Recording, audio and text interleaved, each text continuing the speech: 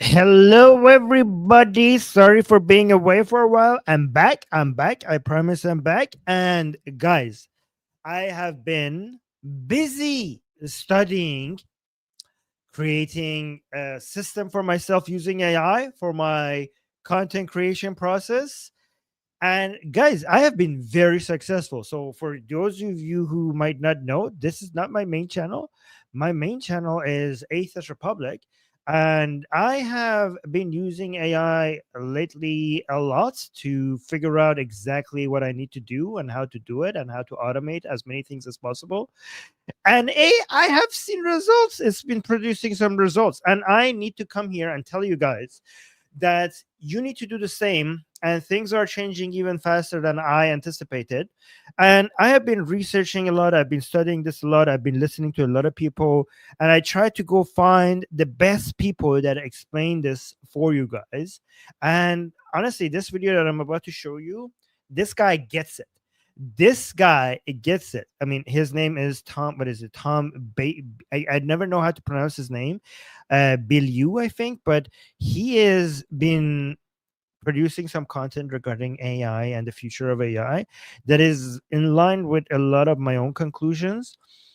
And I need to share this with you guys so you could see how different the future is going to be, and why it actually this is not a conspiracy theory, because it's based on verifiable trends that has already happened in the past, and he touches on it in a very, in a way that is very convincing. So I just wanted to share that with you guys and see. Let me see who's in the chat. Tree of Knowledge is here. Nemo is here. Jack is here. Mateen is here. Mahwash is here. Muhammad is here. Anyways, guys, thank you guys for all being here. Make sure you like the stream, and let's just jump right into it. How about that? How about we just listen to this guy? So what? It took electricity 46 years to reach 1/4 of American homes. The internet, 7 years. ChatGPT did it in just 5 days. In 2023, more people. Guys, just think about just that. Okay, I mean, even if we go back, like, look at the industrial revolutions, right? We had a steam engine. You had the industrial revolution, around the steam engine and all of that, and that was much slower compared to the next industrial revolution, where it came to the electricity, and then computers, and then social media, and now AI. And the thing that what if you pay attention to every single industrial revolution, you could see the time that it took each one of them for them to become common use by the vast majority of people became less and less and less and less compared to the previous one. So when we say that you do not have much more time, because if you look at the previous industrial revolutions, you could see that so many people lost their jobs and so many people became very rich. So you have to realize that this one, the one that we're in the middle of, is not going to be different from the other ones. The only difference is going to be that it's going to be much faster. You can see every single industrial revolution happens in a shorter amount of time compared to the one before it. But every single one of them made a lot of people lose their jobs and made so many people rich. So and every time the people that were paying attention took advantage of the changing times, and the people who were asleep lost everything. So it's up to you right now to decide what you're going to do. This time you have the power of hindsight because you see the previous ones. So please wake the fuck up and do something about this. People talk to an AI than their doctor, lawyer, or therapist, and AI. Oh, look at this. Hold on. ChatGPT did it in just 5 days. In 2023, more people talk to an AI than their doctor, lawyer, or therapist, and AI adoption is not slowing down. It is compounding at a staggering rate. OpenAI alone has a usage doubling rate of approximately 6 months. That's insane for a company of any size, but at their scale, that is practically unprecedented. This is once in history type stuff. This moment is for careers what a certain meteor was for the dinosaurs. Entire Fortune 500 companies are already running divisions made of just AI agents, replacing thousands of employees with a handful of algorithms. Jobs are dying off everywhere. Manufacturing has lost 78,000 more jobs this year alone. In Yep. August, pharma cut 19,000 jobs, finance cut 18,000, and that was just in 1 month. Big oil, the backbone of Jeez. the 20th century prosperity, is planning 25% workforce cuts by 2026. It's not like Guys, AI is just nibbling at the edges. Many companies report chatbots can already handle roughly 80% of frontline customer support queries. That will already right now. By the way, guys, even if AI doesn't improve at all, ever again from now on, the AI that we already hasn't yet been implemented in so many of the things that, like, in so many of the places that it can be implemented. Like, even if AI doesn't improve at all, it's already at the level that once companies figure out how to use it effectively at the level that it is, it's going to take so many of our jobs already, and that's without it improving at all from where it is right now. handle roughly 80% of frontline customer support queries. That will inevitably carry over into law, accounting, trucking, and even things like journalism. Goldman Sachs projects 300 million jobs worldwide will vanish to automation by 2030. That's more than the entire US population. This is Guys, 300 million, not not in 10 years, not in 20 years, not in 50 years, in 5 years based on Goldman Sachs estimates. That's one USA in 5 years. Holy fucking shit. a turning point in human history that will be a crisis for many, but an opportunity for some. And I've laid out all of it in 4 parts, including a playbook for exactly what to do. And do not skip part 3, as that is your detailed list for future-proofing your career. All right. So guys, this what you're gonna see in this video is some solid advice to make sure to figure out what to do to survive. So it's really important, guys. There are very few things in life that is more important than what you're about to listen to right now. So please pay attention. And also let me know what you guys think. Like, I want to see some comments in the live chat. I want to see what your reactions are to this. I will respond to your comments in the chat. Let's get right into what's going on and how to position yourself to win. Welcome to Nima is saying whatever is meant to happen will happen. So what can we do? Exactly. He's going to he's going to basically be saying a lot of the things that I told you in this channel, but with evidence. And he's really good at explaining it. So we're going to get to that right now. So let's go to step 1. What exactly makes a job safe or doomed? Yep. So before we actually come up with the solution, let's look at the characteristics of each one of these jobs and what makes them safe, so we could actually become good at recognizing these trends ourselves, so we don't have to just wait for other people to tell us. If we could actually know what to look for, then you're going to be trained enough, because whatever the answer is today, that answer is going to be different tomorrow. So instead of looking for a list, you need to be able to be have a good eye for this, to realize, like, you need to be able to look at the trends and see exactly what the next step is going to be. So this is a good first step. What are the characteristics? What makes a job safe? What makes one doomed? part 1. What exactly makes a job safe or doomed?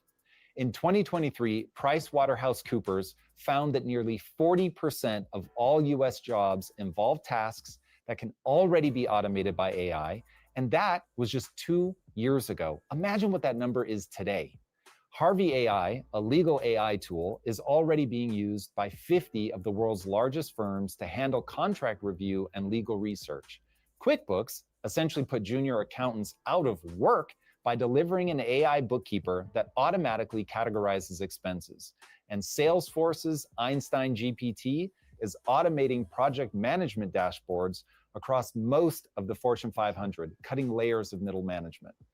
Guys, and all of this is happening, and this is only just the beginning. Like, how many years has it been since we have all of this, and it's already disrupting entire industries. Imagine where we're going to be in 5 or 10 years. Here is the brutal truth. No matter how much time you spent studying, training, or outright doing the job, whether your current career will exist on the other side of the AI revolution or not, has nothing to do with how hard you work to gain your skills. It comes down to one simple test. Can AI or a robot do your job faster, cheaper, and better than you? Better. If the answer is yes, Yep. just as electricity put lamplighters out of work, your job is going to go away. Before we get into the specifics of which jobs will last and which will fail, let's look at the underlying fact. Wait, Jack in the chat is saying safe jobs are psychologist, sex worker, but has its own problems, teacher, social worker. Okay, well, let's see. Let's see if it passes the tests, passes the filters that he's going to introduce us. Of what makes certain jobs vulnerable and others resilient. There is an underlying pattern, and once you understand it, you'll be better positioned to react quickly to the inevitable surprises that are going to happen. A four-part pattern begins to emerge when you look at the jobs that are already being disrupted. One, predictable and repetitive work is the first to go. That's Yep. So think about that. What is the job that you have? What percentage of the job that you have right now is predictable and repetitive? If it's a high percentage, then you are probably on the first, on the list of the first jobs to go. One, predictable and repetitive work is the first to go. That's why data entry jobs are already evaporating, and why Goldman Sachs estimates up to 44% of legal work can be automated right now. 44% of legal work right now. You don't have to even wait for the future. Two, work that requires trust, creativity, or dexterity. Oh, these are the safe ones. These are so for a while. These are some of the safe ones. But again, guys, let me just tell you something. If you are working for somebody else, you're not positioning yourself right now. Right now. These are so your mindset has to switch. So if it is repetitive and predictable, then if that's the job that you're doing, then I don't know what you're even thinking. You need to change your career fast. If the type of work that you're doing has some trust, creativity, or dexterity in the physical world, that is good, but still not good enough. We will go to a position. You need to be in a position where you are the employer rather than an employee. But if you are the employee, these are some of the safer jobs for a while. So let him explain. Two, work that requires trust, creativity, or dexterity in the physical world are going to be much harder to replace. Robot plumbers will eventually happen, but that's going to be a long way down the road. Between the need for trust and the requisite dexterity for the job, that one is going to be much harder to produce at scale. Yeah, at some point it will be this one will also be done by robots and AI, but this one is going to take a while. Like, I think you have some time for this one. You're looking at similar timelines for jobs that require deep empathy and true human connection. So things like therapists and daycare workers will have a much longer timeline than something like an accountant. It is Yeah, because the human element, and if anything you're doing, it requires, if anything that you do provides some value from the human connection, human to human connection, then that job is also more resilient. Again, not forever. Eventually, AI is going to beat us at that as well. But these are some of the most resilient, like the most future-proof jobs compared to the other ones, right? And again, by some point, AI and robots will be better at everything. But it doesn't matter if they take all the jobs away, because if they take all the jobs away, then we're living in a, in a post-labor economic world, and we don't even need jobs by then. The situation that you have to worry about is the middle part, right? And that's where you could get fucked, or you become really rich in the middle part. Okay, because at the point where AI and robots can do everything, then it doesn't matter. We don't need jobs anyway. It's in the middle part where AI and robots will take some of the jobs and improve the other ones. then some people will have a really bad time in this middle phase. And so the question that you should be asking yourself is not which jobs will be replaced by AI, because the answer is all of them. The question you should be asking yourself is which jobs will be replaced by AI last. Because if you could be in those careers, then you will survive in this middle phase. Because everybody's going to survive the final phase, like when AI and robots are doing everything, then everybody is better off. That's a world where it's good for everybody when we reach that phase. This middle phase is the worrying phase, and you need to switch to the type of work that AI will take over with a bigger delay compared to everything else. And again, this is still not the safest work. Guess what is the safest work? So the least safe ones are the repetitive, predictable ones. Then he mentioned the ones that are physical dexterity and trust. And then we had, human connection, relatability, your humanity being the center of your work. For example, I don't know, psychology, therapist, nurse. So like a nurse job is safer than a doctor's job because it requires human to human connection. I mean, even a sex worker, like Jack said in the chat, or a priest, a sex worker, these are jobs that are based on human connection, human emotion, relatability, and AI will replace these jobs less than other. Like this one will be a huge delay. Like even when we have robots removing the physical jobs, when it comes to human connection, those are the safest ones. These are the last ones. But like but there is another category of jobs that are even safer than this one. What is that one? We'll get to it right now.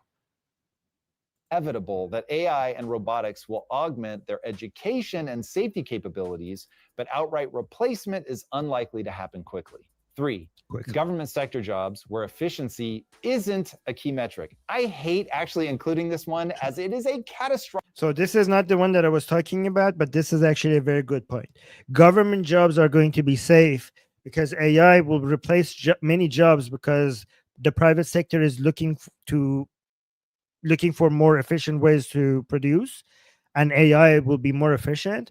But because the government sector is actually not looking for efficiency, they're looking for creating jobs for the sake of creating jobs. The government jobs are going to be safe for a while as well. See, isn't a key metric. I hate actually including this one as it is a catastrophic waste of taxpayer dollars. But the truth is, much of government is centered around offering employment rather than focusing on innovation and efficiency. It's somewhat inevitable that as AI puts more and more people out of work, the public sector is going to step in and try to hoover up some of that talent. And there will almost certainly be increased political division, but that presents its own set of risks. So that is a tomorrow problem. Wait, let me respond to some of your questions. Jack is saying, why did you stop using AI images in Asus Republic thumbnails? Well, I'm doing a testing to see which one works.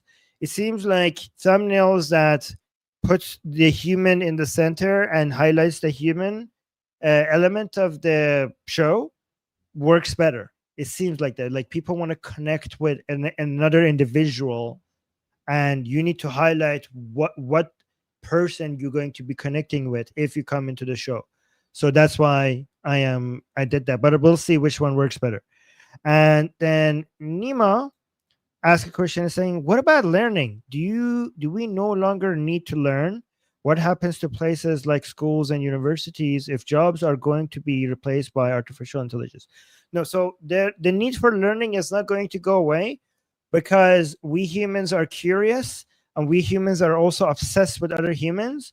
And one of the main tools that we have for making connections with other humans is over different topics, whether it's chemistry, whether it's politics, whether it's philosophy, whether it's celebrity news or gossip, whatever it is. We need to know something about something for us to be able to use that as a way for us to connect with other people.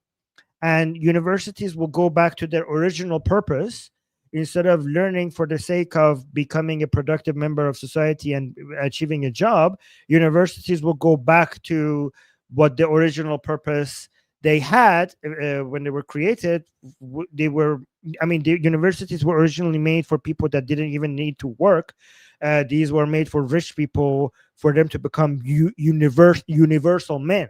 Universities were created for really rich people, aristocrats, to become universal men, so that they have knowledge and wisdom about philosophy, history, science, culture, just so that they could, I don't know, talk about it when they meet each other at their parties. Like, oh, like they need to. They were so. I mean, once you do not have to work, you probably become more. Many people will actually become more obsessed with knowledge, because there's not much else to do other than learn about stuff, right? 4, the jobs that use AI directly, and even more importantly, the entrepreneurial opportunities. Oh, here, this is the fourth category of a job. Presents its own set of risks. So that is a tomorrow problem. 4, the jobs that use AI directly, and even more importantly, the entrepreneurial opportunities that move higher up the stack to deliver proprietary solutions via AI. Guys, this is so important for you to understand this, because the safest jobs from AI are going to be people who become a one-man army, who become entire companies, who become, something like a solopreneur or small entrepreneurs who are hiring AI more than they're hiring employees. People who turn into just entire armies of robots that they're managing for the sake of providing services to, you know society. Like, if you this is what creativity is going to mean in the future. So creativity, it doesn't mean that you become, you're an artist, or you make a, you make a movie. Creativity is people who become the best at using AI to get AI to do the all of these things at scale, and basically connect the different parts of all these modern technology and different software and AI in a way that turns it into a machine that is basically serving that individual by producing products and services for society on a scale that he or she would have never been able to do, um, given the current technology right now. This is the most future proof job out there, for you to basically, instead of wondering if AI will replace you, for you to wonder, how could I basically recruit as much AI as possible under my command, so that I am the force that replaces. So the question should not be, how is AI going to replace my services? The question is, how could I be the person that is doing the replacing of other people's services with the AI with my AI army under my command? So instead of being a victim of this new phase, you are the person who other people need to worry about. You are the person that other people are complaining about. You have to, that's the person that you need to become. You are so efficient and so effective at using AI that the more advanced AI becomes, the more powerful your army is becoming. That's so you're not even thinking about which jobs do I need to be doing for me to become, for my job to survive AI, because you are the thing that is replacing those jobs, right? That is the mindset that you need to have for the future, right? Use AI directly, and So this is the safest category, okay? Because it's not about your skills anymore. If you move fast right now, and I'll tell you, and again, you could do this with no resources and no knowledge and no investments right now, if you basically make the right moves, and I'll tell you what those moves are, right? But if you move fast enough, then you are in the ownership of companies with so much AI, robots and AI at your service, then then you would be in a situation that you don't even need to worry about what is it that I'm doing that could be replaced, because you're not doing anything other than the commanding AI to do the things for you. So you're not going to be replaced because you're not doing anything other than just giving the commands. Is a tomorrow problem.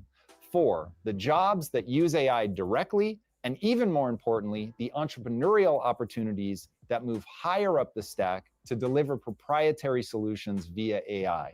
From biotech to advertising, this is the category of the future that offers the biggest moat for those looking to future-proof themselves. And we're going to get into more detail on this shortly. So yeah, this is the highest category. This is the safest one. But think of it this way. This is where everybody would want to eventually be. And if you move faster, you're going to get there faster ahead of other people. Future-proof themselves. And we're going to get into more detail on this shortly, but think of it this way. There is a huge difference between being a 9-to-5 mid-level designer who can be replaced by Midjourney and a passionate solopreneur who builds an entire creative agency that deploys AI to service clients' creative needs. Well, this isn't exactly That's a perfect example. If you are an artist and you're like, hey, AI is going to replace my job because I'm an artist or a graphic designer, you need to think, how could I, instead of worrying about AI replacing you, you should be asking yourself, how could I use AI so that instead of me doing the graphic design myself, I could use AI to serve so many more clients. So if I used to have 30 clients, every year, how could I make it so that I have 300 clients every month using all of these with AI? So you just need to think a lot. Like, you will not be replaced if you just look bigger. Like, oh, now AI could do this thing that I used to do. Okay, well then use AI to serve more people at a much, just scale the business that you were doing. Instead of using your creative skills into coming up with that art, use your creative skills to connect the pieces of this puzzle in a way that you basically create an automatic engine that is just producing, and your art will turn into connecting the right AI with the right technology, with the right social media, with the right CRM, with the right calendar management, with the right email generating tool, with the right email sending tool. Your art will be able to basically paint. This is your art. Your art is not that graphic design that you have anymore. Your art is, how could I connect the pieces of this machine together in a way that is basically humming while I'm asleep, that is producing while I'm sleeping. That is your art now. Yes, exactly. Jack is saying, so you go from an artist to a director. Exactly. You go from, in a symphony, you used to be the violinist, and now there's a robot that could play the violin much better than you. So you put down the violin and you become the symphony conductor. You pick up the stick, the baton, and you employ 300 robots, each with a violin. You don't hold the violin anymore. You give, now that you can see that the robot plays the violin better than you, you become the symphony conductor. You give a violin to 300 violins to 300 robots, and you basically conduct the symphony. That's what you do. That's your art now. Entrepreneurship, in the classic sense of scaling a big company, it is what I think the future of most entrepreneurship is going to look like. This is a big part of the reason that Yeah, guys, by the way, this is something that most people will either do now or be forced to do at some point. Or I think there's 3 options for many of us in the future. Either you do this now ahead of time before you get forced, or you get forced into this position at some point, or you become one of those people that becomes UBI dependent. Okay, you are one of those people who will have to basically rely on universal basic income. Of most entrepreneurship is going to look like. This is a big part of the reason that I now teach lifelong employees how to launch their first business.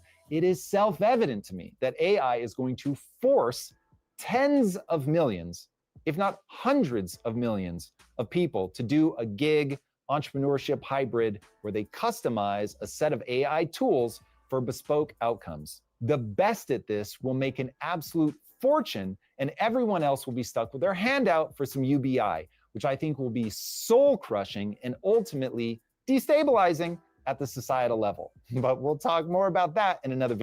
Yeah, this is very important because a lot of you might think the idea of a future where AI and robots are providing all your needs and you don't having to, like, a lot of you might now enjoy a world where post labor economics, where you don't have to work and all your needs are being provided to you like heaven. But I could promise you that that would be hell very, very soon, unless you actually find a job to do, like a purpose. Because we already live in the heaven that we are waiting for, like, for compared to people, we are already living in the heaven that people would consider heaven 200 years ago, right? And many of you are miserable and many of you feel poor living in Marie Antoinette's heaven. You guys, many of you feel very, very poor even though you're living richer lives than Marie Antoinette. Like, you have air conditioning, you have running water, you have anesthetics when it comes to somebody pulling at your teeth. When you have, like, Marie Antoinette was the richest person at her time and she didn't have any of these things. You have access to more food diversity than Marie Antoinette did. You have access to more entertainment than Marie Antoinette did. You have middle, even poor people have more have a better lifestyle than Marie Antoinette right now, right? But you feel very poor because you compare yourself to other people. So if one day you're living a life where it's more comfortable than your life today, but you are poorer than other people, you're going to feel very, very miserable. So the only way to succeed is for you to either be ahead or find something to do that gives your life meaning and purpose. So don't wait for handouts for government. As he just mentioned, that would be soul crushing. You need to do better than that. You need to do better than waiting for a world where robots and AI is doing everything for you and you're just lying back and doing nothing. Because if you delay this, everybody else will basically take over all the most meaningful jobs and you will be behind and you will feel so useless when you see so many other people ahead of you. So this is your time. Everything is changing and they're much faster than even optimists predicted, and you need to make sure that you don't fall behind on this trend, guys. This is your warning. Destabilizing at the societal level. But we'll talk more about that in another video. I want to plant one last flag. To all the content creators out there, I'll give an honorable mention to anyone who can build a true community based on personality and what's known as proof of humanity, the fact that you are a real person. But this is a super niche solution and probably warrants its own video. So right now I'm just going to give it. Yeah, guys, this is so important. So other than creating your own business and your own empire, AI empire, you would be even ahead of other people if you're creating content with your face, with your proof of humanity, with your personal brand on the product or the service that you're providing, because that would make your job more AI proof than anything else. So there's two ways to go about doing this. If you already have a business, but you are not making content about it and you don't have your face out there, your humanity out there, then consider creating content marketing, because that makes everything more AI proof. Creating a personal brand, advertising your humanity, your proof of humanity, and tie that to your brand, to your product. Because again, the best way to get ahead in an AI controlled world is to show your difference from AI. Because again, humans are obsessed with other humans. So if in a world that everything is being done by AI, let your humanity shine for a way to differentiate yourself from everything else that is being managed by AI without a human face. Use your human face. That is going to be one of the most valuable assets for a very, very, very long time. That is going to be one of your most valuable assets. And you could see so many other wise people are referring to that as well. And content creation is the best way to do that, because that's the best way right now to connect with other people. So if you have a business and you don't have content at your business, consider putting your face out there and making your personal brand your business's brand. But if you don't have a business, then consider starting with content marketing, and then well, not with marketing, because you're not marketing anything yet because you don't have a business. Start with just producing content about anything so that you could find your voice, and eventually I will show you how to tie a business to your content. I will show you how to connect a business to your content. But just here's what I want you to make this your motto. Just record and post anything. Okay, just record and post. Don't overthink it. Get yourself out there. I will Once you get into that habit, I promise you it's so easy to eventually turn that into a business. But right now, invest in the most important resource that you have, and that is you, your brand, your voice, your face. Okay. A nod. The real dividing line between what lives and what dies will change over time and rapidly. Honestly, those who win in the future are going to be those that have the ability to adapt quickly. As the famous Wait, so Nima in the chat is saying it's so hard, Armin. Explain that to me. Oh, by the way, Tree of Knowledge says I created a video with ChatGPT about promoting the. Is your Tree of Knowledge, is your face and voice on it? Because if it is, I'm really proud of you. And Nima is saying it's so hard, Armin. Tell me exactly what is hard about picking up your phone. Guys, I have a client, and I just had a meeting. By the way, my price just went up. Okay. My price has doubled because I have now too many clients that I could handle. If you want to hire me, my email is in the description. But here's an advice: don't hire me anymore, because my price is now much higher than before. Okay, because I have too many clients right now. But I have a client that I had a meeting with, and he was saying, because I was waiting for him to make a video for 1 month and he didn't, and then in the meeting, and I'm really proud of him right now because now he's producing a video every day. But what made him start was, in the meeting I told him, I'm really proud of him that he did it. I told him, just do it right now in front of me. And I told him to just pick up his phone right now in front of me and just click record and just say, hey, this is my first video. And then that's it. And just stop. And then I watched him. I made him to post that on YouTube right in front of me. I was like, we're not going to talk about anything else. Just you record that. And then he recorded it. And I'm like, okay, now go to your YouTube, upload, put whatever title you want on it, and post it. Just say, I told him to just say, hey, this is my YouTube channel. This is my first video. I don't know what this YouTube channel is going to be about, but here's my first video. I'm going to discover that later. And he did it. He did that.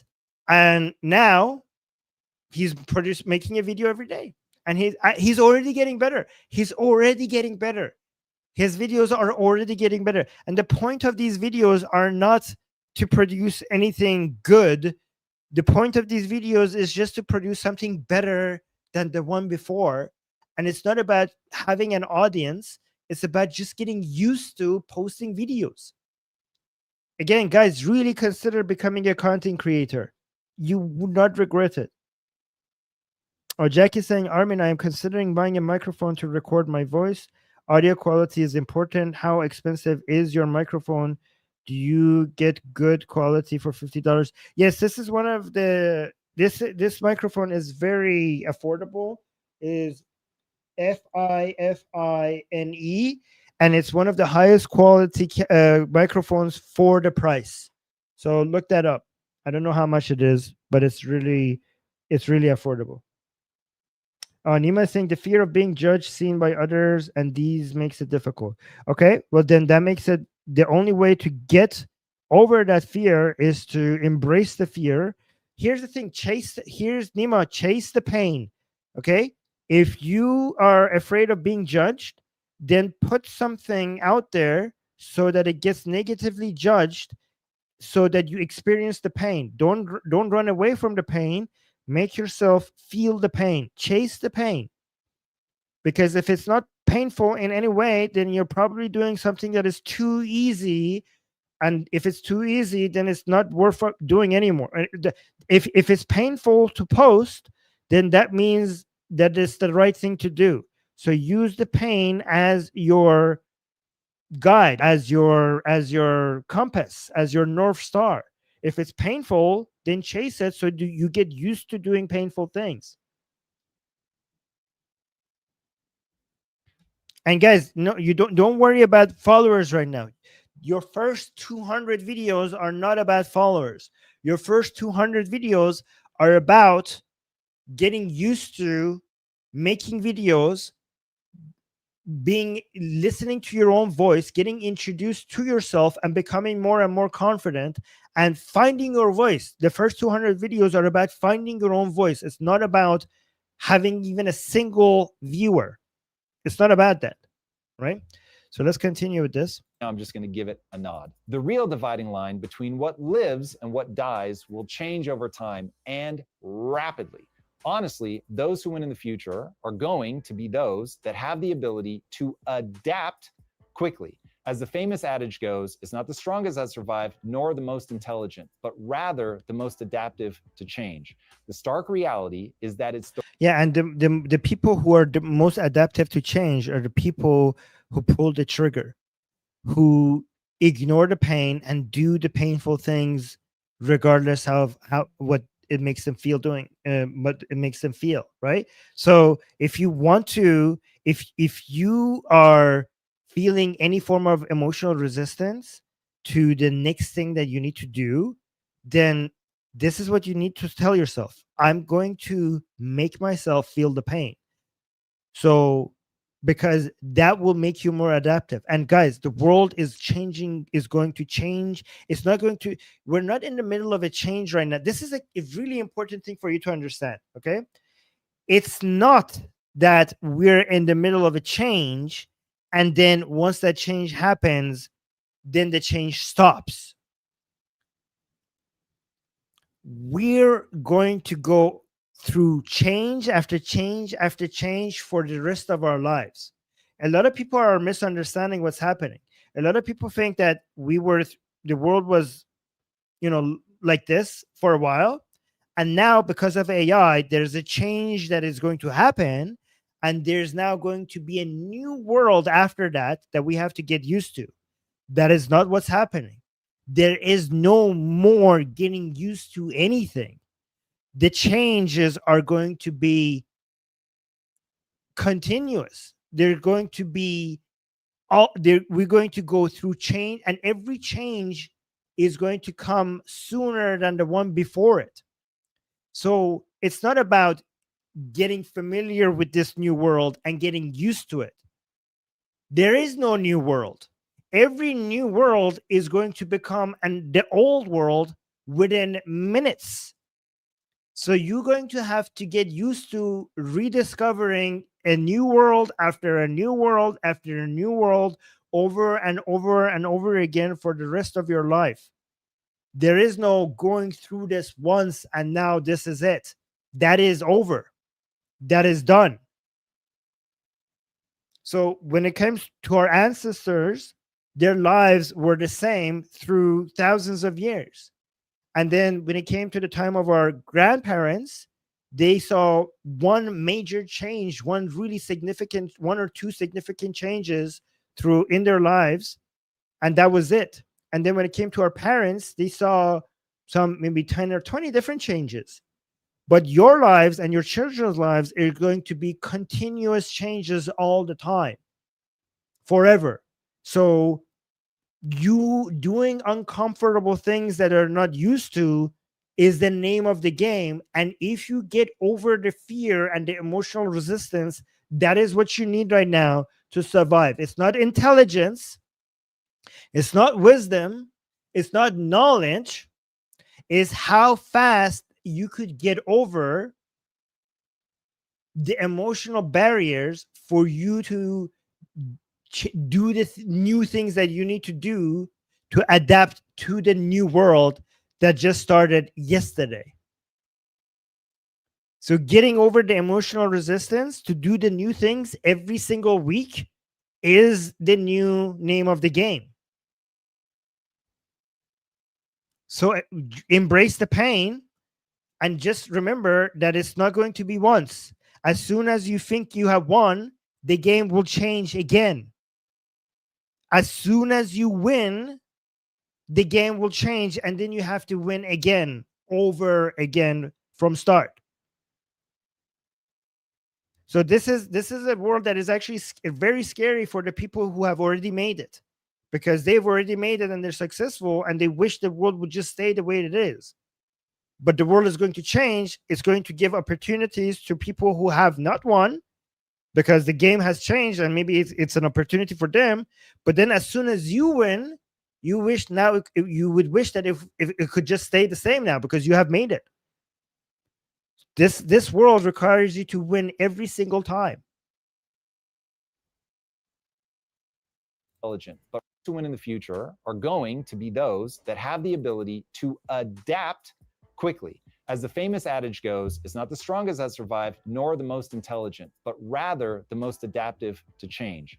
The stark reality is that it's the rate of change with AI that people are going to find the most dizzying. The key will be to avoid the obvious things that will be automated early and pick a career that both embraces AI and is likely to need a human for a very long time. In a world where those are the key things, you need to be involved in places that your humanity is important, an important element, and also it's using AI. And guys, content creation and then tying a service to your content is the best of both, all of these worlds. Because creating a service that is it's marketing itself using your personal brand with the content that you're creating is basically putting your humanity front and center while using AI to scale your services. This is the solution right now. This is where it's going to be at. AI and is likely to need a human for a very long time. In a world where everything is changing quickly, there is no sense in making your life even harder than it needs to be by being short-sighted. And no story shows how devastating being short-sighted can be than the tale of two famous photography companies, Kodak and Adobe. Kodak wasn't just a photography company, it was photography itself. At their peak, they controlled 90% of the US film market and employed over 140,000 people worldwide. And here's the kicker. One of their own engineers built the first digital camera prototype back in 1975. He showed it to management and they literally laughed. They told him not to talk about it again because it threatened their film business. Instead of embracing the future that they literally helped invent, they buried it. They doubled down on what they knew, film. And for a while, it looked like the right move. The film business was still massively profitable. And by 1996, Kodak was valued at a staggering $28 billion. But then the digital wave hit full force and eventually camera phones exploded and Kodak's core business evaporated almost overnight. By 2012, Kodak filed for bankruptcy. What they failed to recognize is the relentless inevitability of technological progress. Yeah, they thought that if they hide it under the rug, it will go away. But you can't. If somebody has discovered it and you hide it, somebody else will eventually do the same thing. Technology will find a way to present itself. You cannot stop it just because you hit it.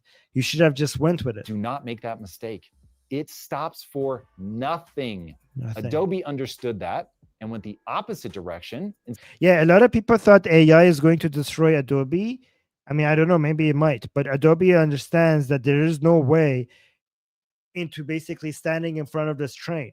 If you stand in front of this train, the train will crush you. Instead of standing in front of the train, get on the fucking train. Again, this is very important. Instead of standing in front of the train thinking that you could hold your hand up and stop the train, you won't. The train will crush you. The best thing to do is to get on the train. And Adobe right now, because a lot of people are like, hey, who needs Photoshop? Who needs Adobe Premiere? AI will be able to do all of these things. So maybe Adobe will go bankrupt because of AI being able to do everything that AI, Adobe does. But instead, instead of Adobe resisting all of this, what does Adobe do? For nothing. Adobe understood that and went the opposite direction. Instead of protecting their past, they did everything that they could to disrupt themselves. When generative AI landed, they didn't fight it. They launched Firefly, baking AI directly into Photoshop, Illustrator, and Creative Cloud. Instead of watching their customers flee to AI startups, Adobe is fighting to establish itself as the home for AI-powered creativity. So far, it's worked. Since 2020, their stock has grown nearly five-fold. This is two stories from the same industry, but two very different approaches to change.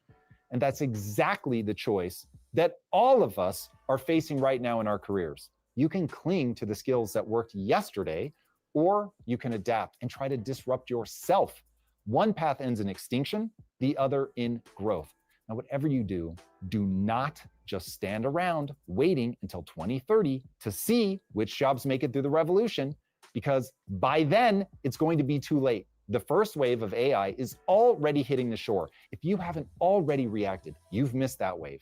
Retail, hospitality, manufacturing, oil, finance, even some government jobs are already being replaced. You need to act now while you still have an early adopter advantage. So welcome to part 2, jobs that are already dead or in decline.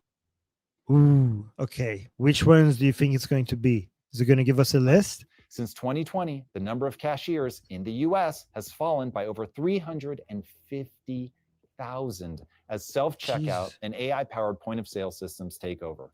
Even in fast food, AI is already gutting employment. Wendy's new AI ordering system handles 86% of all orders without the need for human intervention. McKinsey projects that by 2030, nearly 1/3 of US workers will need to switch occupations because their current role no longer exists. The dominoes are already falling. Retail and hospitality are at high risk. More and more hotels are experimenting with replacing concierges with AI assistants and automated check-in. Manufacturing, we've already talked about that, falling off a cliff. Guys, even surgery. There was a study that shows that AI surgeons do less errors in surgery than human surgeons. Offshoring was once the biggest problem, but now the new problem is... Yeah, I mean, all of these people worried about immigrants taking their jobs, they don't know how much like AI is going to hit them much harder than offshoring. Off a cliff. Offshoring was once the biggest problem, but now the new problem is automation. Dock workers and the like are actively... Yeah, not immigrants, offshoring. Like, you know, they took our job, they took our jobs. I think that AI, I mean, immigrants and offshoring combined is not going to take as many jobs away from Americans as AI. Trying to stop it with strikes and moronic demands. But the reality is that what can be automated will be automated. Yes, there's no stopping it. What can be automated will be automated. There is no way you can stop that. High-paying, white-collar jobs, once thought untouchable, are proving to be on the chopping block with everything else. Oil and resource extraction is already seeing a decline. Chevron and BP are planning 25% workforce cuts by 2026. While energy as a sector has a massive future that we're going to talk about, it will look different than the past. The common denominator... Wait, we got some comments in the chat. Jackie saying, what do you think about people protesting against AI taking their jobs? Again, exactly what I just said now, what he said. What can be automated will be automated. There's no amount of protesting that could stop that. I'm saying an artist protesting AI images because they are trained on copyrighted images. Trained on copyrighted images is not illegal. It doesn't violate copyright laws because it's not really using the copyrighted images. It's being inspired by it. I mean, we already have precedent. For example, if I see your art and I don't use your art, but I get inspired by your art as a human and I make an art similar to your style, then copyright does not protect you from me being inspired by your art and trying to copy your style. Or so because copyright doesn't protect that, then AI is safe. Legally, AI is safe. You understand? Like if a human can look at your art and get inspired by it to make their own art, and that doesn't violate copyright, then if AI looks at your art and gets trained by it, and then it produces something that is not that, but it was trained by it, then that's protected.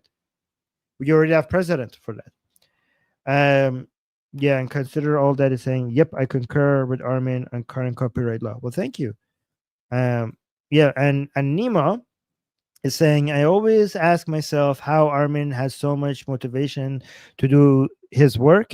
Where does he get all this motivation from? Well, the motivation comes from realizing that you have no choice. You either do or die. Okay. And once you realize it's basically do or die, then you realize that you don't need motivation because you don't have a choice. Okay. Let's continue. Across all of these industries that are at risk is very simple. They run on patterns. And AI at its core is a hyper sophisticated pattern recognition machine. Given enough data, AI can spot a pattern virtually anywhere a pattern exists, and it can do it much faster and more accurately than any human could ever dream of. That's why the first wave of jobs to disappear are going to be the ones that follow predictable workflows. Cashiers, customer support reps, data entry clerks, paralegals reviewing contracts, accountants categorizing expenses. These are the types of jobs that are extremely vulnerable and in fact are already being hollowed out. Nobody understands that better than Elon Musk, who is at the frontier of AI.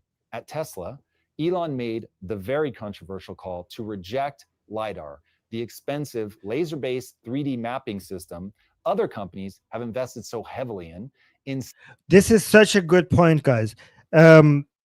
This bet that Elon Musk made really makes it clear that Elon Musk understood the power of AI more than other people, because LiDAR is like laser based, and it's a 3D mapping of the real world, and most other self-driving car manufacturers thought that this is what you need to install in cars for cars to be able to understand their environment, for them to become self-driving cars, right? It needs to, but Elon Musk was betting on just putting cameras. Just why do you need to put LiDAR? Just put cameras. The people who were on the LiDAR side, they thought that cameras are not, we need to give AI the specific information that it needs in an easy to understand way for it to be able to make decisions, right?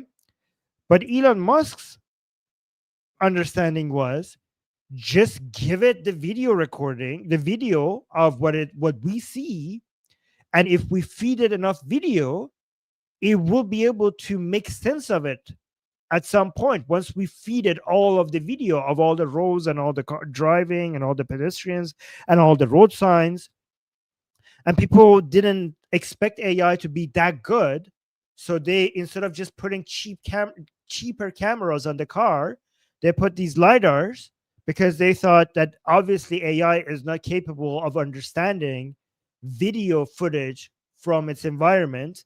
We need LiDAR, right? But Elon Musk understood that AI is doing is pattern recognition.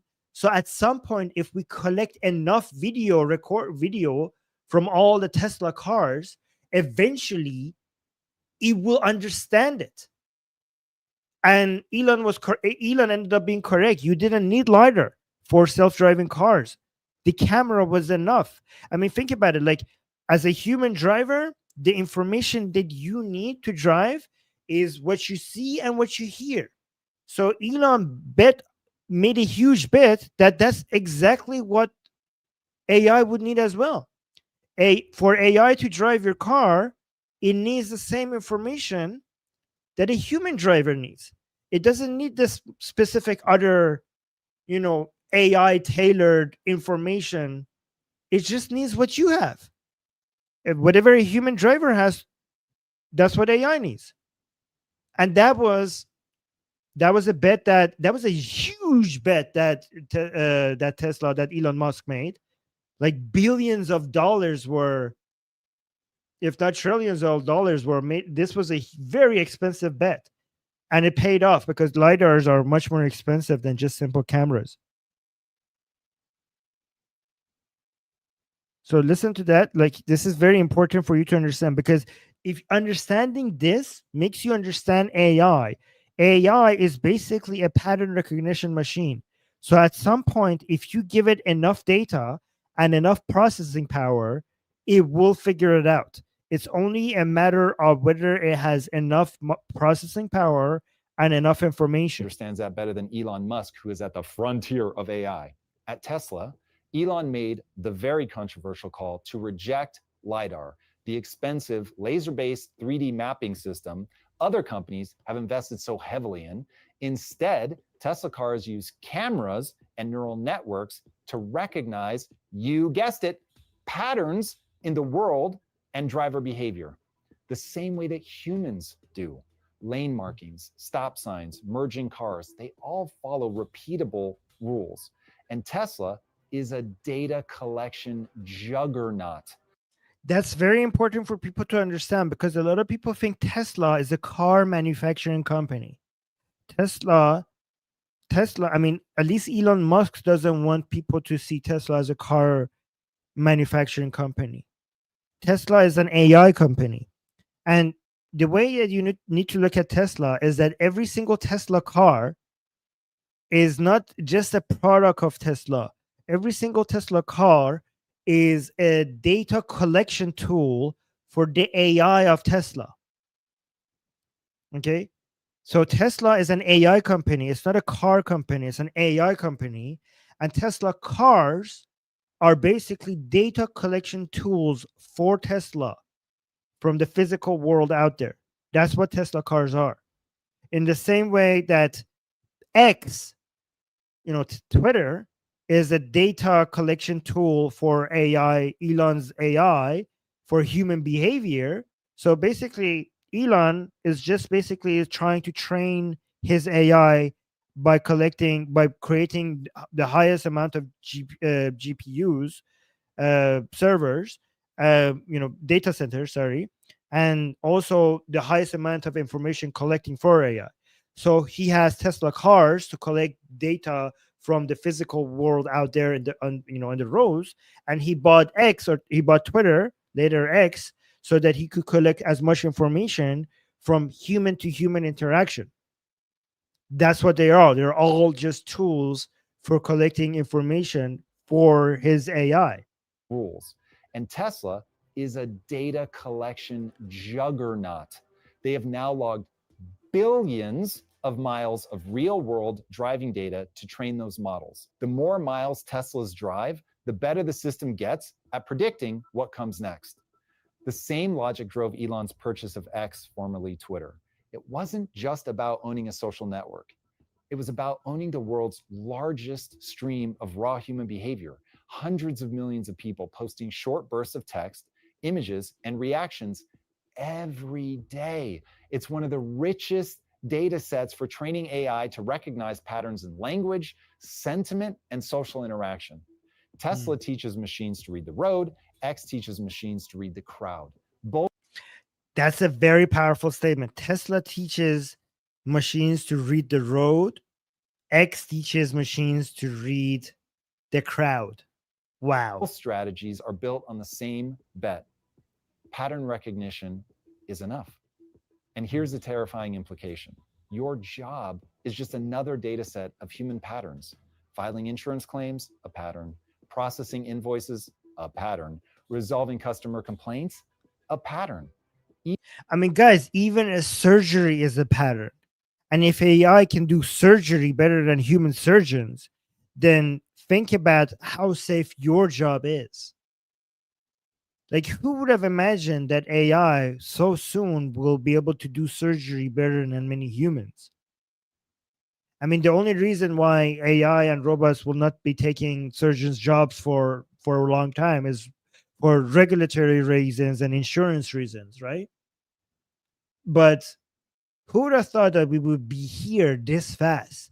And if AI could do surgery so effectively and so efficiently, better than many humans, then how safe is your job? Think about that. Even diagnosing patients from symptoms Somebody in the chat saying, "Yeah, I'm paranoid. You should be." and scans, it's all just pattern recognition. Hmm. If Elon is willing to bet Tesla's future on cameras and pattern recognition instead of lasers and 3D mapping, you should take heed. If patterns can replace a human driver hurtling down the freeway at 70 miles an hour, then patterns can absolutely replace you sitting at a desk. And that's exactly what's happening. The next wave is inevitable. Truck drivers as autonomous fleets scale, journalists and content mills drowned out by AI generated articles and slop, large swaths of law and This is, by the way, guys, this is why on my main channel, I mean on this channel as well, but this is not my main channel. But this is why I'm really believe in going live. Because if you're producing long form content to educate people on topics, this is going to be replaced by AI so fast. Very soon, on any topic that you could think of, history, philosophy, science, religion, anything, we're going to be able, AI will very soon be able to, like YouTube is going to be um, going to right now there's a lot of AI slop, and you see it and like, oh my god, what is this? Who would watch this? Just give it a few years. Soon you will see documentaries or educational material that are the quality is like Hollywood movies. Imagine if any point in history that you want to learn about, you could get AI to make a movie, Hollywood quality movie for that period of history that you want to learn about specifically for you. So imagine which educational content creator will be able to outcompete this. Like if you are a YouTuber and you're making educational content, I'm pretty sure that I would be able to have Hollywood production level content on anything I need to be able to learn on any topic made for me in real time at some point. So if you're making courses or if you're making long form video content teaching people about something, that is AI will easily take that job for you as a YouTuber. So when you're making content, your goal should be to make connection with other people. That should be your goal. And this is why going live is more important than making long form edited videos that you have created before. I mean, even if you make long form edited videos, here's the thing, make them unprofessional. Like keep the M's and R's. Here's the thing, right now, like it's very interesting. Before AI, here's my prediction. I think in the future, the best videos are will be the ones who are not very edited. Like because AI will be able to create clean videos better. A mark of humanity will be your M's and R's. A mark of humanity will be your mistakes. A mark of humanity would be your lack of professionalism. And you will need to keep them in your videos to separate yourself from the very high quality AI videos that will be made.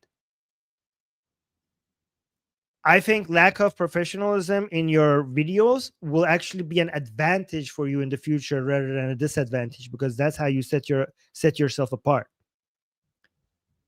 Like not having your videos really heavily edited. In the same way that I think at some point in a very long distant future, where when AI will have human bodies and they will be walking at like they would eventually where AI will have bodies indistinguishable for human bodies, they would look so perfect and so flawless that I think having scars and having flaws in a human body would be considered attractive at some point to some humans, because they're a sign that you're not a robot. Like, I think at some point people will look for scars and deformities, or lack, not deformity, like lack of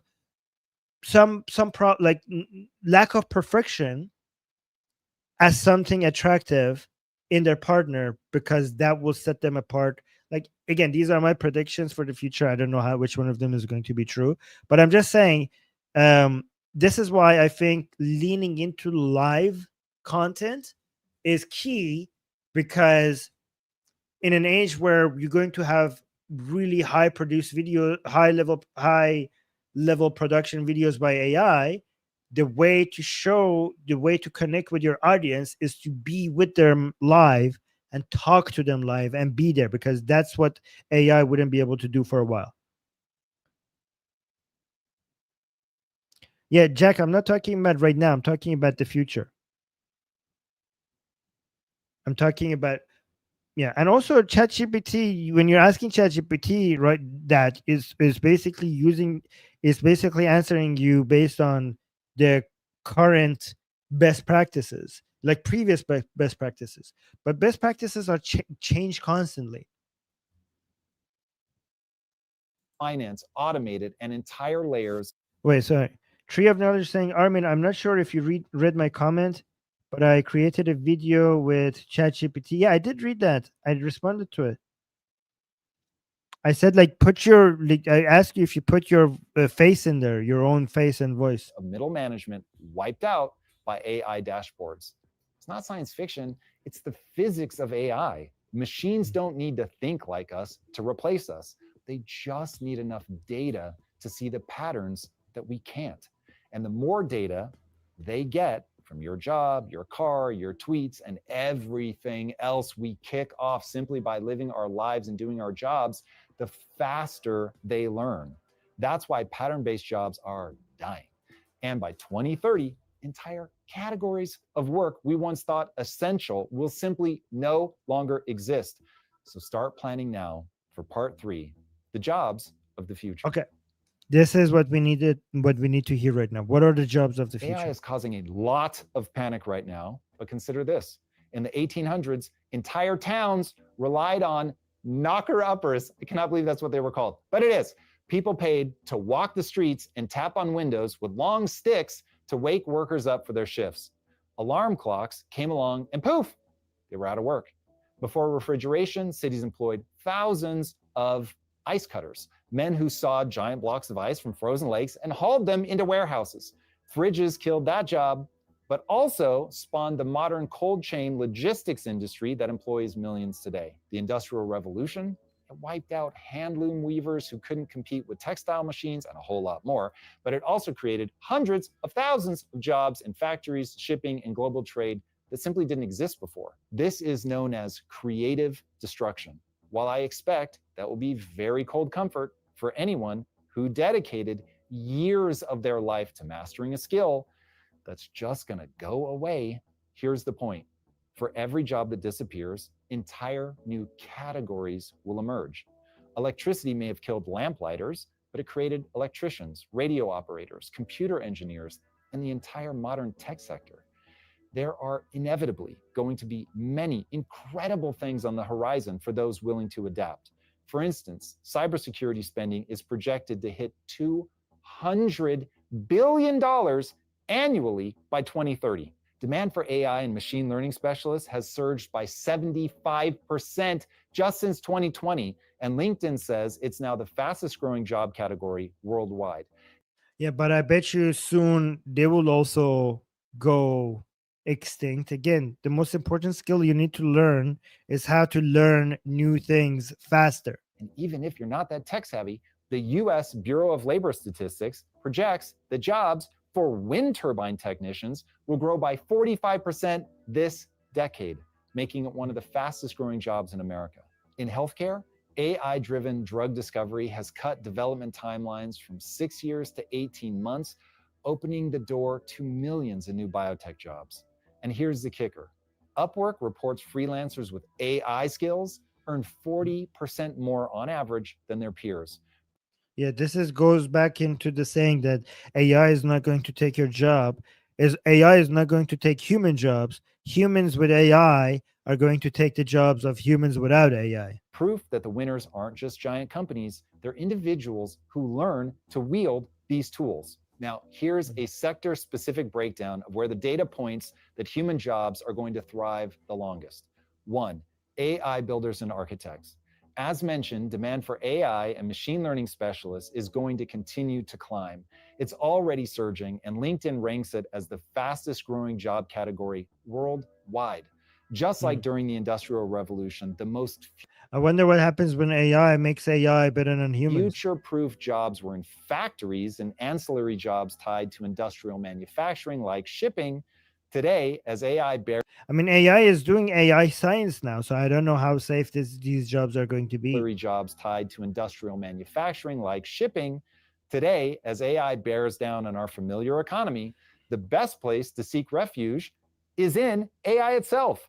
And it's not all just PhD level engineers. We're already seeing the rise of novel jobs like prompt architects, people who understand how to coax the best outputs from AI models, which can be shockingly fickle, going from absolute trash to unbelievable simply by modifying the prompt. It's a strange new skill set to be sure, but it's quickly becoming a career in its own right. We'll get back to the show in just a second. Oh. Bed of empty fact, like when you wait.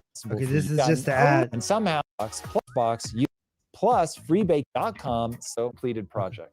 There is a huge gap between the baseline output of AI and a completed project. As a game developer, I can tell you right now, this gap is massive.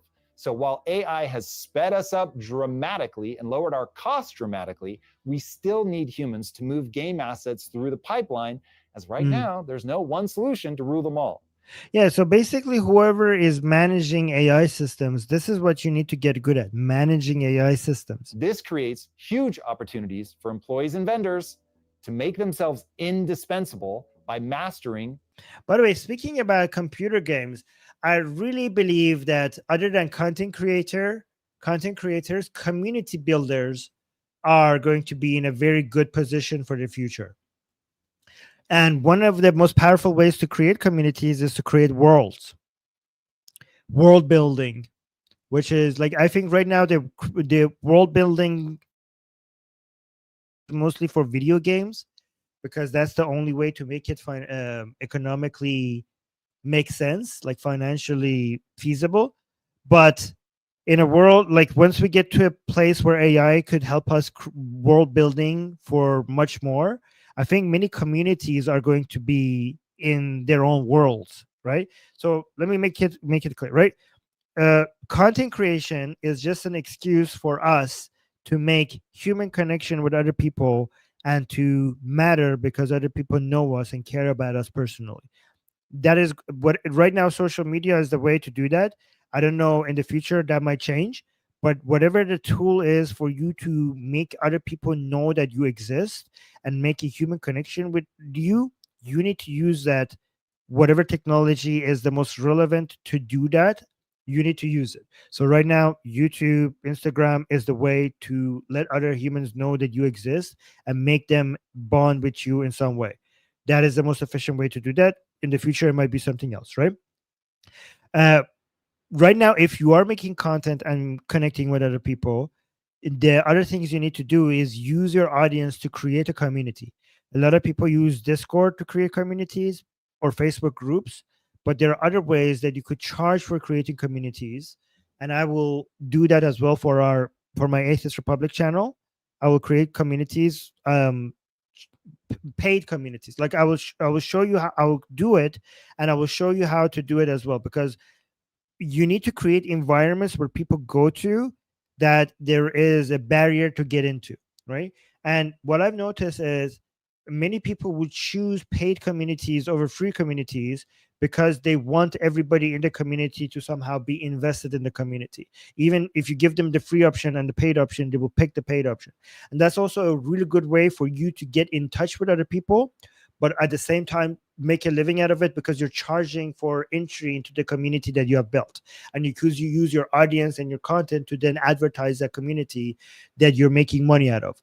But here's the thing: eventually, world creation that used to be only for computer games will become so cheap that the communities that we will build will not just be like on Discord servers or Facebook groups. Communities that we will build will be inside their own worlds. Like, it will look like a computer game, but it's not a computer game. It's just a place that you're hanging out, like a metaverse or something like that, right? So just keep that in your mind, because eventually, right now I'm doing a live stream and some of you are watching. Eventually, the way I imagine it is that you're not going to be listening to like a streaming, like somebody streaming on your screen and watching them. Eventually, I could see, like, on the Atheist Republic channel, when I'm streaming, you're going to be in a room or in a garden that we have created, sitting there while I'm talking, and you guys could see yourself sitting, like you could see physically being next to the people that you're listening to. You know what I mean? Like, it's not going to be, the interaction is going to be a lot more seamless. It's going to be a lot more um like a metaverse. It's going to be a lot more interactive. So I think this is what you're experiencing right now is going to be look very backwards at some point. Like, the fact that you're looking at a 2D screen to consume some uh, content or some interaction with other people is going to look very ancient at some point, right? So when you're looking at computer games, just realize that that's the user interface for many other things in the future, not just computer games. For employees and vendors to make themselves indispensable by mastering the tools and filling in the gaps where AI currently fails. I mean, wouldn't it be interesting if the small community that we have right here, right now, I'm talking, you guys are listening, if this experience was us in the Library of Alexandria, or Kitabkhane Iskandari, um, and we just basically replicated that library, and we were just sitting there and chatting there, or in a futuristic world or something like that, or in the Colosseum, or on Mars. Like, wouldn't that be cool if you guys were just sitting around and we were just chit chatting about this topic in a world like that? That would be pretty nice. By mastering the tools and filling in the gaps where AI currently fails. The specifics of where the gaps are going to change rapidly, but an adaptable person will remain useful for years to come. 2, cybersecurity and AI safety. As AI grows more powerful, so do the risks. Cybersecurity spending is projected to hit $200 billion annually by 2030. Companies, governments, even hospitals are scrambling to defend against AI-driven hacks and deepfake scams. Then there's AI safety itself. AI will not accidentally be benevolent. It will need human intervention to ensure that it remains a tool and not a slave master. There will be huge demand for people who can figure out how to align, regulate, and safeguard these systems now and into the future as the landscape evolves. 3, energy, clean energy, and climate tech. Not every future-proof job is digital. As mentioned earlier, jobs like wind turbine technician are already growing rapidly. Also, if China is any indication, solar energy is going to be a ginormous sector that will account for a massive amount of our energy production in future years. From design, installation, distribution, and maintenance, this will likely become a huge sector in its own right. And while I don't expect nuclear to grow as much as solar, that too will almost certainly be a part of not only meeting the energy demands of AI itself, but meeting green standards without blowing out the cost of living. AI is already being used to optimize energy grids, predict equipment failures, and even design better batteries. the energy sector is going to continue to boom. And given the global obsession with climate and the central role that energy in general is going to play in building the world of abundance that everyone is counting on AI for, this is an industry that one would do well to consider. 4, healthcare and biotech innovators. Most people want to live forever, or at least live a long and healthy life. And as they say, a healthy man has many dreams, but a sick man has but one.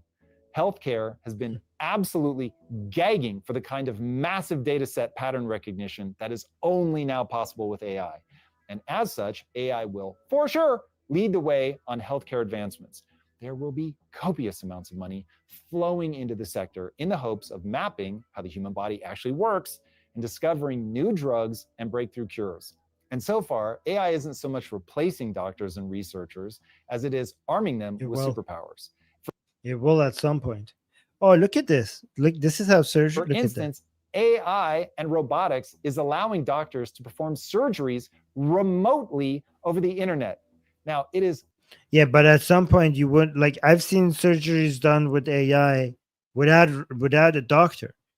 I mean, that cannot be done as much because there's so many regulations.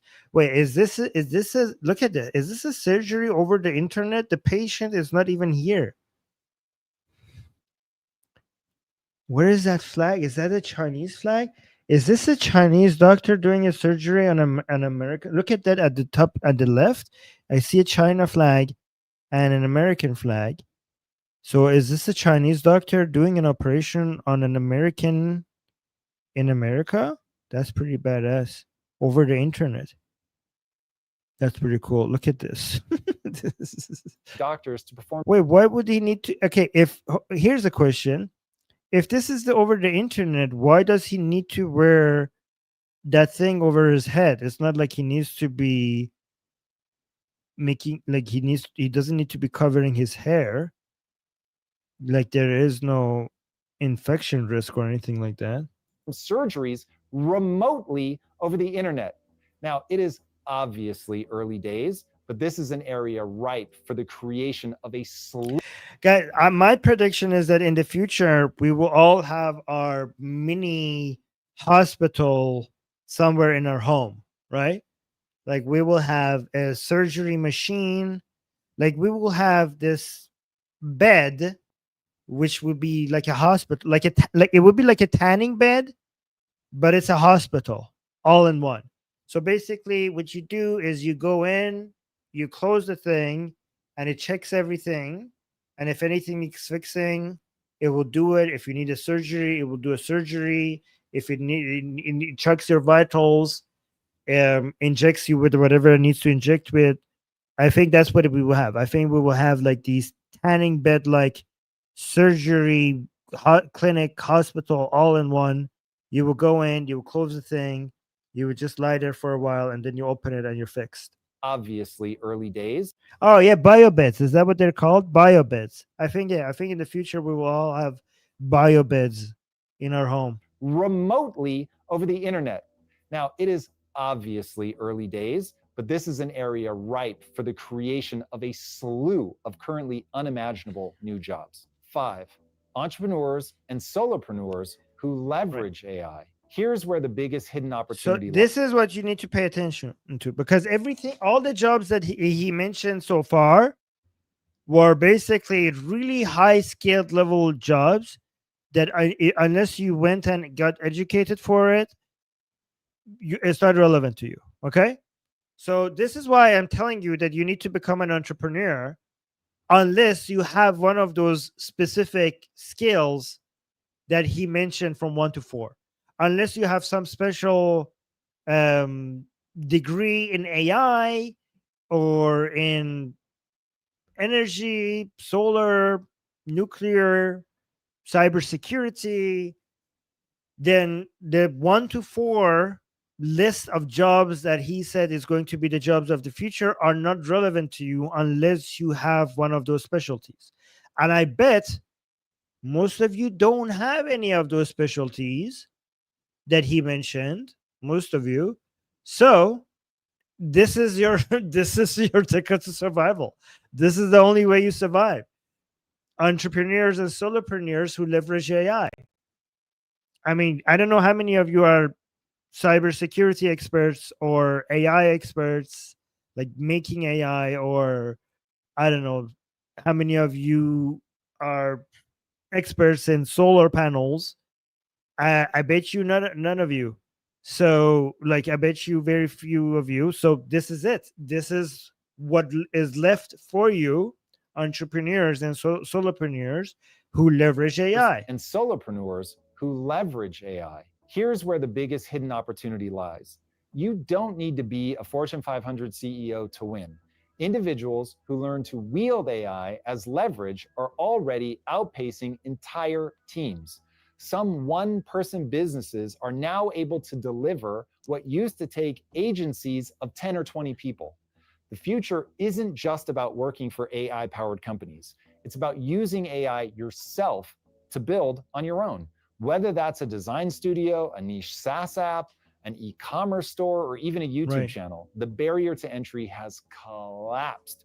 The leverage that AI gives is unprecedented. To round this all out and be a little more exhaustive, here are some additional categories that are likely to thrive in a fully AI-enabled world where humans oversee, augment, or provide irreplaceable elements like empathy, judgment, and physicality. According to the World Economic Forum's Future of Jobs report in 2025, PwC's 2025 Global AI Jobs Barometer, Microsoft's Occupational AI Impact Study, McKinsey's analysis, and US Career Institute's list of AI-proof jobs, in addition to the things I've already mentioned, the categories that are likely to remain viable in the face of AI are skilled trades and maintenance, so think electricians, mechanics, construction workers, things that require physical dexterity and on-site problem solving. Things where humans are likely to desire connection with another human, so think mental health and social services, counselors, social workers.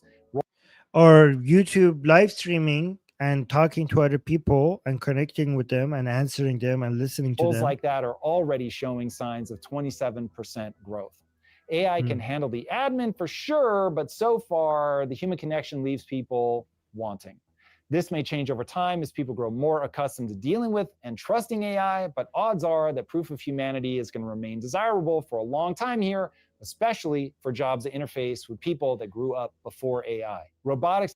Yeah, by the way, guys, if you have proof of humanity in your job, meaning that you're making meaningful connections with people in the job that you're doing, eventually, if you do it successfully in the next couple of years, eventually, even if that job is taken by AI, you have already made enough money to invest in a solopreneurship, a company or a business that is now run by AI. So now, even if you remove, imagine if you created a business that part of your job is you putting yourself out there and making human to human connection with other people, and you're using that as a way to grow that business. If AI at some point gets to remove that job from you as well, well, then great, because you already have created the business. And now AI will come take that last part of your involvement in that business from you. And then you could retire from the business that you own. And then you don't need to work anymore because you own the business. So at that point, if you have created a business using your face and your voice because you own the business, when you get to the point where AI could actually take away the relevance of your voice and your face, that's you're going to be okay with it, because then you're going to be like, great, I have the business, I created the business, AI will come and take that last job away from me, but you don't mind it because you own the business. I mean, at some point, the only thing that we need to be defending is ownership rights. Okay, like ownership rights is going to be the most important, and that this is where the governments and the military and enforcement of laws become so important, because the last thing that AI will not be able to take away from you is your legal rights, and more importantly is your ownership rights over property, right? And your business will become your property, and the laws will protect your ownership over it. So if your business becomes self-run by AI, it doesn't matter that you are not relevant anymore because you own the business that the AI is running for you. At that point, the only thing we need to be concerned about is whether the laws will continue recognizing human ownership over AI run businesses. And engineering will also be resilient, as will agricultural equipment operators designing and maintaining AI hardware, and you can expect a boom in farming and green tech. And while not exactly a high-powered career, the creative and performing arts are likely to do well given the odds that proof of humanity will likely be valued. Choreographers, artists, performers, So I have a tip for artists, okay? In a world where AI could produce the results, then what matters is the creation process. Listen to this if you're an artist, okay? If using your hands you create a piece of art that AI could actually produce better, then what people would fall in love with is not the end result. What people will fall in love with is the creation process with the limitations of a human body and a human mind. This is very important. That's as an artist, what you need to sell is not a painting, it's you painting the painting. It's the experience of you painting the painting. The painting itself is not important anymore. Watching you painting the painting with the limitations of a human body and a human mind, that is what sells in an AI world. And the best way to do that is to live stream your creation process. If you're making a carpet, live stream creating your carpet. If you're painting something, if you're making something with your hands, people are going to be less interested in the end result and they're going to be more interested in you showing them how you got there. That is what we want to see, because in a world where so many things are being made by robots and AI, then what we get less of is seeing a human hand making something, and we will rediscover how beautiful that is. Because again, we are in love and we're obsessed with other humans, and we're obsessed with them because of their limitations. The limitation of a human mind and of a human body is why we love them. And in a world where AI is going to become more and more like gods, we are going to be obsessed with humans challenging the limitations of challenging and overcoming the limitations of what a human mind and human body could do. That is what you need to put out there. That's what you need to show. The more challenging it is, the more we are going to love it. Tellers are all likely to hold on to at least niche appeal, despite a high probability that mid and low tier creativity is going to get crowded out by AI creations and outright slop. Top tier creators will continue to thrive, given that some subset of people are going to reject AI creations outright and prefer instead proof of humanity. So while millions of jobs are going away, millions more are going to be born. And the key commonality, these categories are sectors like energy, where the mere use of AI will require massive expansion of the sector itself, or where a human obsession is met, like longevity or green energy, or where there is human AI symbiosis. For instance, where AI handles the patterns, but humans remain to provide the oversight and creativity. A combination that, according to PricewaterhouseCoopers, has led to an average of 3x revenue growth in AI-exposed sectors and a 56% wage premium for skilled workers. All right, now that we've got a detailed map of where the job landscape is headed as AI takes over the world, let's put it all together into a playbook of how to move forward well. So welcome to part 4, the playbook for winning in the age of AI. Ooh, guys, this is what we have been waiting for. This is the most important part. 200 years ago, over 70% of Americans worked in agriculture. Today, it's less than 2%. Entirely new industries absorbed everybody else. In the 1990s, there were 0 web developers. Today, there are over 23 million worldwide. Since 2000, smartphone adoptions has created an app economy worth over $6 trillion. 15 Wow. years earlier, no one even knew what an app was.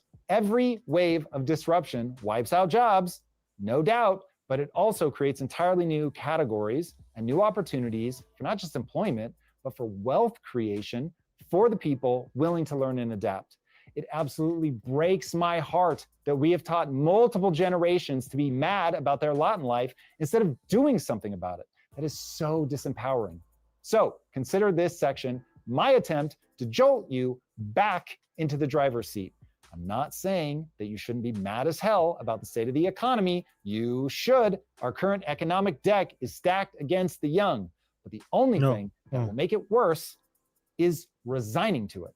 There are steps that you can take even during this AI-fueled time of massive disruption and win while others panic. Here are the steps. Step 1, audit your job and adapt. We've gone into great detail here about the future of the jobs market because having a stable, future-proof job is the safest bet. I get that, especially if you have family or even just debt. So start there. Get brutally honest about your current position. Apply the AI test. Is your work predictable, repetitive, or reducible to patterns? If the answer is yes, don't panic, but put together an immediate action plan to get somewhere safer. Jobs that lean heavily on trust, dexterity, empathy, and/or proof of humanity have much longer timelines. Anything tied to AI itself, a growing industry, or a future-facing human obsession like biotech and clean energy are also great places to consider. Regardless of what avenue you head down, though, start mastering AI in any and all relevant ways to your chosen profession. The key is to move early because waiting until the layoff notice hits is like waiting to buy flood insurance after the hurricane has already hit. Step 2, build a path to wealth. Guys, and by the way, guys, this is what we're trying to discover on this channel. So this is what I'm discovering on this channel, the easiest ways, the most straightforward ways, not easiest ways to do this for most of you. I put it in practice and I'll let you know what the results are. And I get it, guys, the ways that I'm introducing on this channel when it comes to becoming familiar with the exact information that you need for AI, what to read, what to watch, what to invest in, what to study, what to practice. I will tell you what the best ones are as I do trial and error myself. Okay, and I honestly right now I think the best way and the most accessible way to most of you is to become content creators on YouTube and then practice using AI to automate most of your content creation process. And then as soon as you find your voice, create a service that is relevant to the topic that you're covering on your channel, and then provide a community for that, and then charge people to join that community. And I will let you know every single tool on how to do everything I told you. And by the way, guys, I have changed my mind about something because I used to say that the content that you're creating, because it needs to be tied to selling a service, it shouldn't be about politics, religion, philosophy, or stuff like that, because you cannot turn those into sellable services. But now I changed my mind on that because I figured out how to turn even those into sellable services, and I will share that with you because it's all about creating communities that you could sell access to. So you can turn politics, religion, anti-religion, philosophy, love for science. You could turn any form of content into a service, which is as simple as access to a community. You could do that, and actually that is the best way, especially given that philosophy, politics is going to be culture, or all of these. I mean, the meaning creation, these are meaning creation, and the economy of meaning creation is actually going to be the biggest one. So I was completely wrong about that. I think actually you should lean, if your passion is politics or philosophy or religion, religious topics or anything like that, or culture, that is actually going to do better than many other services, because the meaning economy is going to be one of the fastest growing ones in a world where many people would be spending less time on their job finding meaning and purpose in life, whether with politics or philosophy or stoicism or whatever, is going to be front and center. And you could do so well in creating communities around that topic on your content. So that is what I'm going to try to figure out how to do with my main channel, which is Atheist Republic. And I will give you every step of the way on what I'm doing on this channel for you guys to copy. Build a path to wealth. Once your basic needs are met with a job, it is time to focus on building wealth. Jobs are always going to be volatile. Learn to control your destiny through the following 3 pillars. Pillar 1, become a builder. Modern entrepreneurship with AI leverage. A Fidelity study found that 88% of millionaires are self-made. But there's a catch. Almost all of them got there by building businesses or investing in assets, not by climbing the corporate ladder. Futurist Peter Diamandis constantly reminds people that the surest way to predict the future is to invent it. The same is true with jobs. The surest way to ensure you always have a job is to create it through entrepreneurship. Now look, I know not everybody is made for this route, but I believe AI will make the rate of change so extreme that many will be forced to create their own jobs just to stay gainfully employed. Remember, no one's coming to save you. And wealth has historically been built by creating businesses. Rockefeller, Carnegie, Musk, Jobs, Bezos, all of them got rich by building. If you have the stomach for it, prepare now. The leverage that AI gives you is insane. Just look at AI native startups like Jasper or Synesthesia, scaling to over $100 million in annual recurring revenue in just 2 to 3 years. Or the 20-something-year-old who raised $25 million for his AI startup. If you just can't bear to build something on your own, then try Pillar 2.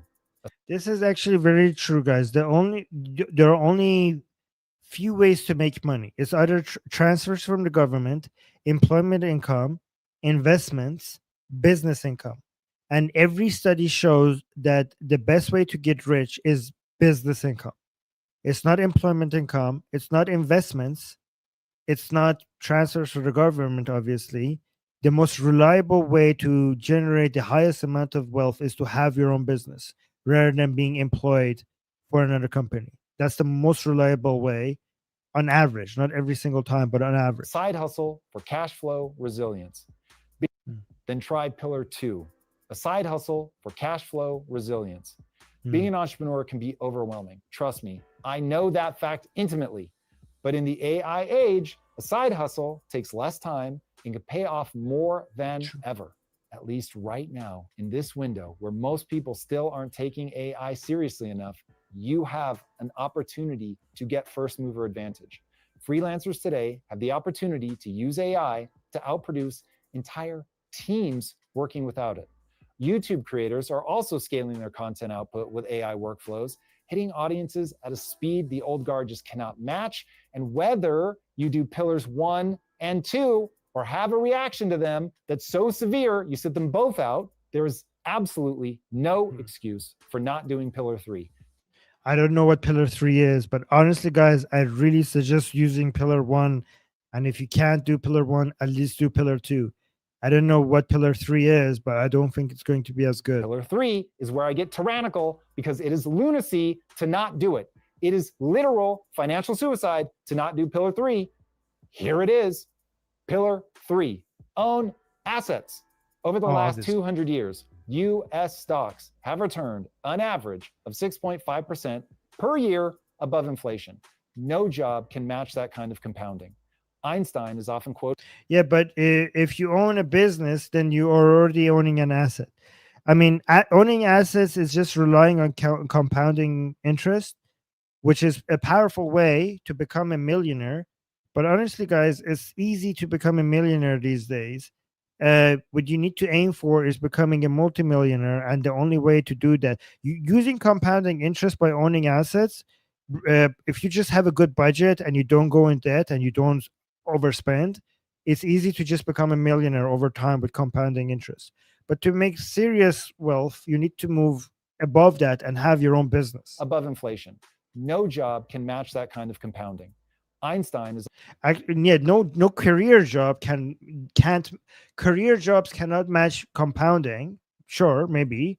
I mean, honestly, if you want if you want to buy assets, you need to have some other income to be able to buy those assets. You need a job, but but compounding interest by using, like, investments will never match the money that you will make from having your own business. It will never match that. Investments in assets, it's a way for you to store the money that you make. It doesn't generate wealth, it protects your wealth. I mean, if you want to become a millionaire using just buying assets, it's going to take, I don't know, 40, 50 years. You could, if you make a business that is producing services or products for people that you sell, you will make the same amount of money in 5. often quoted as saying, compound interest is the 8th wonder of the world. He who understands it earns it. He who doesn't pays it. Whether he actually said it or not is moot. It's a true statement. And if you don't own assets, the government will steal your purchasing power through inflation. I've covered this topic extensively. Yeah, buying assets is a way to protect yourself against inflation, but it doesn't generate wealth. Generating wealth comes from businesses. So click here if you want a full video just on this principle. Now, as a quick primer, you don't have to get fancy. Simply consistently investing in the S&P 500 for a couple of decades has allowed millions of people to turn relatively small amounts of money into life-changing wealth. You don't have to invest a lot, but you do have to invest. Yeah, guys, don't try to guess the market. Don't try to pick your stocks. You're not good at it. You think you're good at it. If you want to invest, just ride the market. Just find a low fee, trustworthy index fund and just buy it and forget it. Just buy it and forget it. Don't time the market. Just buy and forget it. Just get into the market and just leave it there. That's what you need to do. There's no science to this, okay? Just go find an index fund that tracks the S&P 500 and just buy and forget about it. Consistently and for the long term. Otherwise, this is very important, guys, because the reason people are saying, like, why are we talking about investing? Okay, because in a world where labor becomes irrelevant, there's only 2 ways for you to maintain your economic agency. Okay, if your labor becomes less and less a source of economic agency, meaning that your work in exchange for money becomes an unreliable source of generating income for you to become economically relevant, then the 2 remaining ones will be the property and the assets that you already own that automatically are generating you income for you to become to maintain economic agency and control. That's one. And then the businesses that you own. So it's either the assets that you own, either the properties or the investments that you own, or the businesses that you own that will keeps you economically relevant in a world where your labor. So it's basically labor, property, business, labor, property, business. If labor is going to be taken away from you to maintain your economic agency, then property and business will be the 2 remaining ones. Okay, so you need to pay attention to both of these, but I think business more than investments, more than property. Single day, your money is becoming worth less and less. In the AI age, this doesn't change. If anything, it becomes more critical because in times of great uncertainty, ownership remains the surest thing. Governments will continue to deficit spend and print money. And as long as that's the case, you absolutely must own assets to escape the damage of inflation. All right. This is very true. The more money you make, the more you have to take it out of cash and own assets. because I don't know if people understand that governments are basically taxing you with inflation. They're basically reducing the value of the dollars that you're holding using inflation. It's a transfer of wealth from your pocket into theirs using inflation.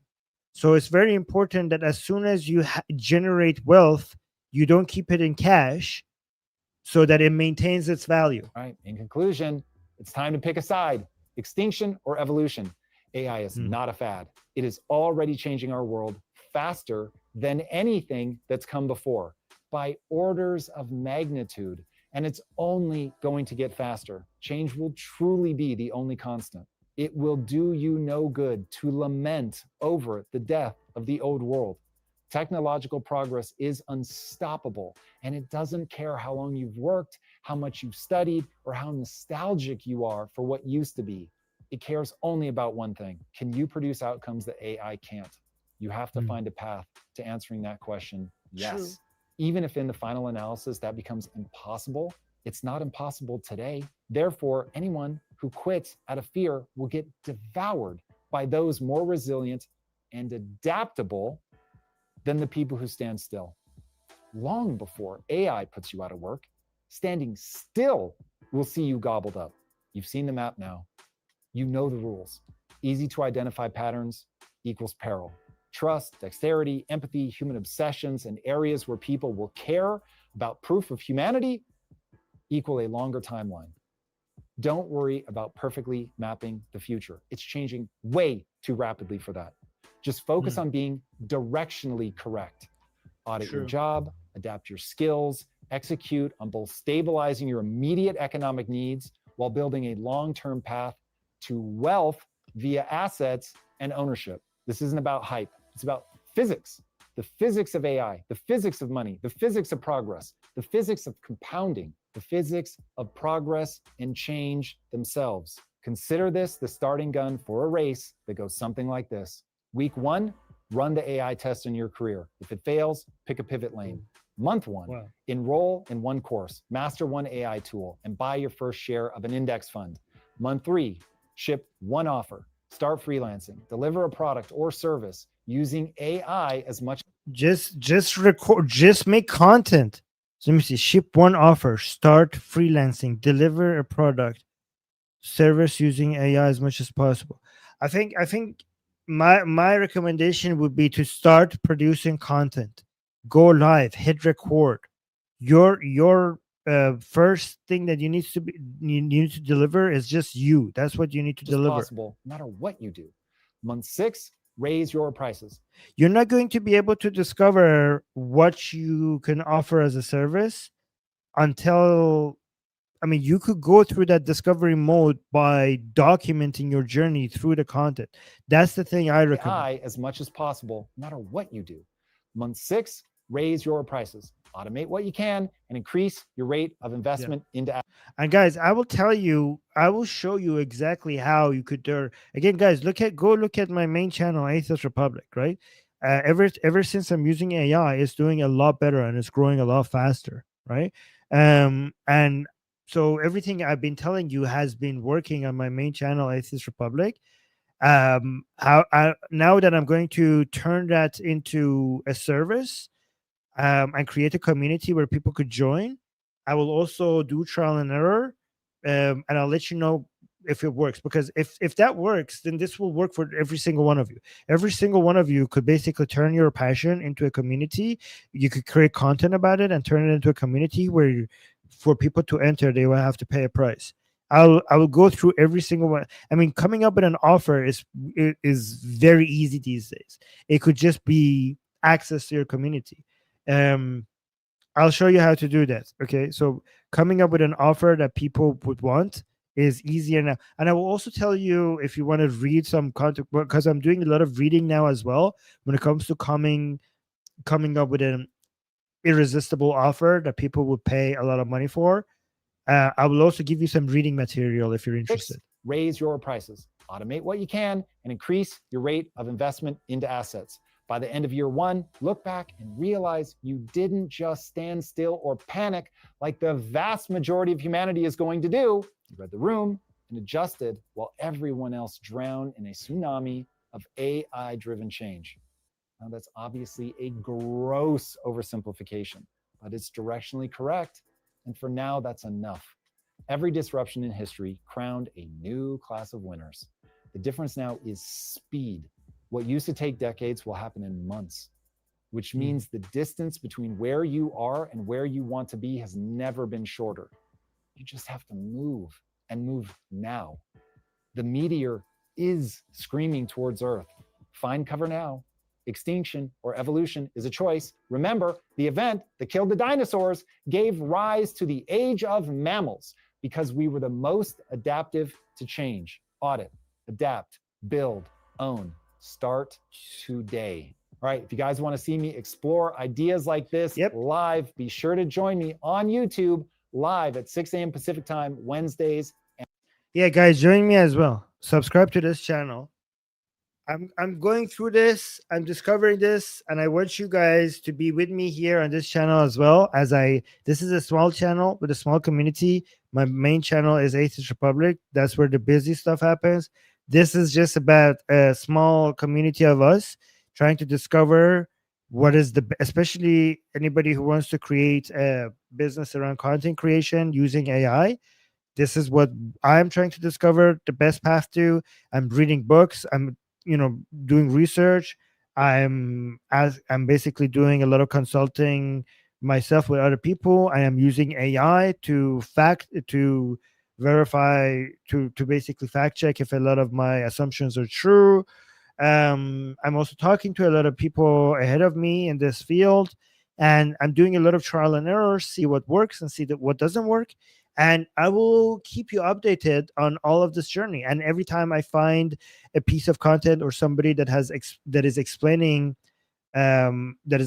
all these concepts in the best, in my opinion, in the best way, I come here and share it with you guys, and I will give you updates on my journey as well. And if something doesn't work, I'll tell you guys that I tried it and it didn't work.